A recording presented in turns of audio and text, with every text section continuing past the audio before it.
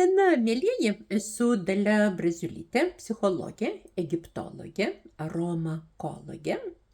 Ir šį artėjantį šeštadienį, birželio 21 dieną, kviečiu Jūs į aromaterapijos seminarą, kuris vadinsis "Kas valdo kvapus".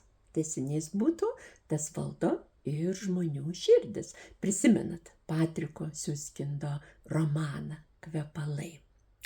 Šio šeštadienio seminare pristatysiu Jums ypatingai retų ir pačių skaniausių pasaulyje aromatų grupę. Šios aromatinės medžiagos produktai vadinasi atarai. Taip jau susiklostė, kad ne tik pradėjom aromaterapiją Lietuvoje, bet ir pristatėm šioje pasaulio dalyje būtent atarus kaip aromaterapinius produktus.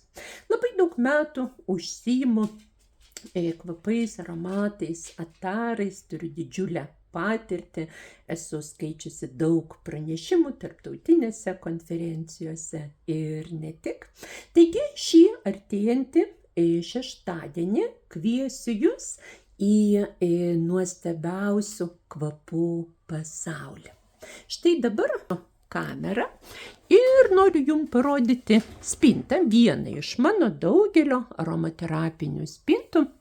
Šioje spintoje gyvena absoliutai ir atarai. Tam tikra dalis mano kolekcijos, bet būtent juos ir uostysime šeštadienio seminare.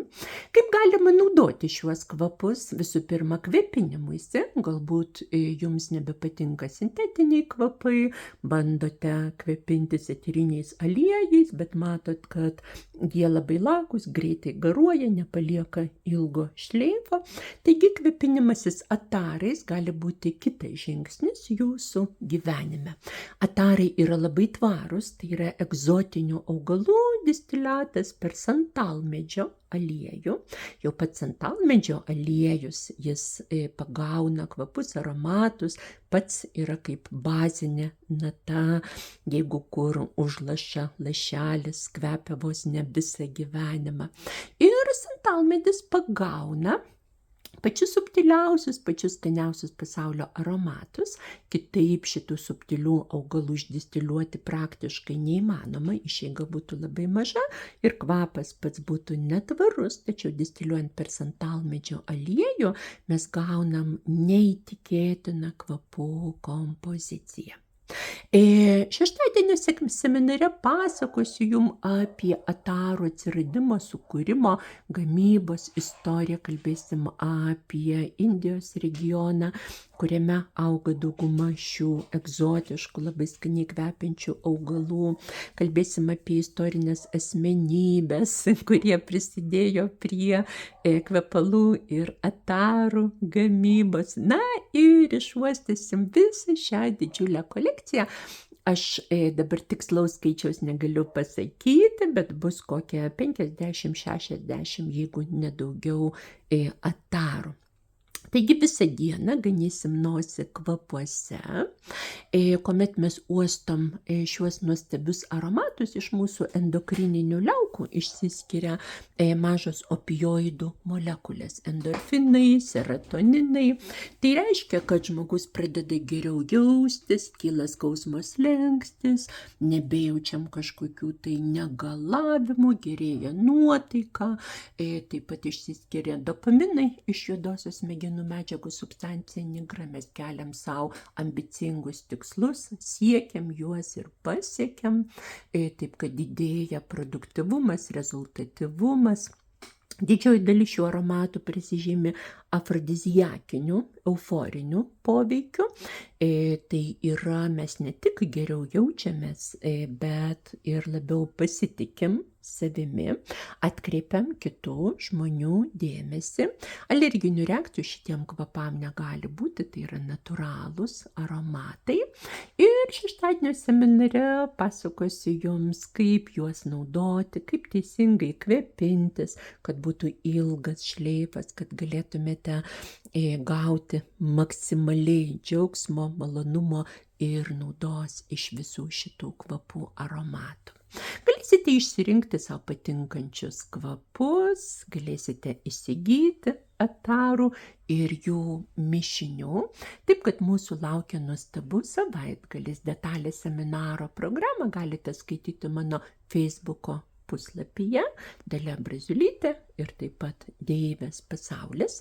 Būtina išankstinė registracija.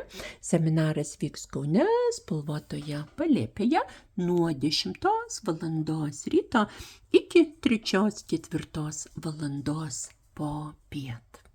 Taip kad siunčiu jums geriausius linkėjimus ir lauksiu jūsų seminare. Beje, noriu dar papasakoti tokią istoriją. Prieš keletą metų atbėgo pas mane nusipirkti kažkurio eterinio aliejaus sena pažįstama klientė. Toji jauna moteris buvo pavargus po darbo ir nenuotaikoj, vyko daug gyvenime visokių nemalonių išbandymų.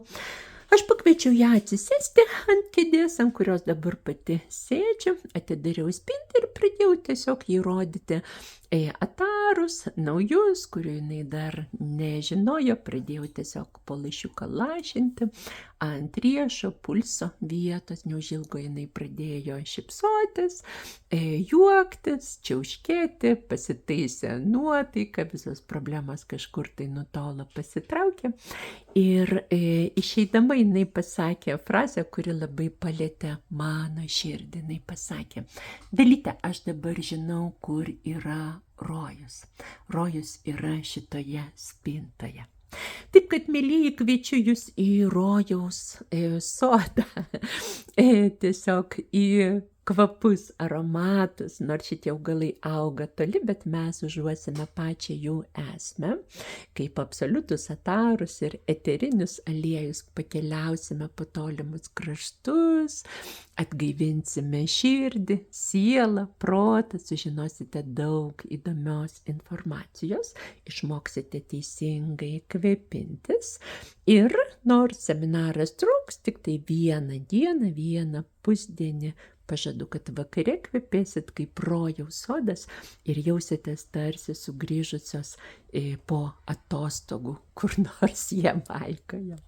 Taip kad labai jūsų laukiu, būtinai išankstinė registracija su aromatingais linkėjimais, jūsų Dalia.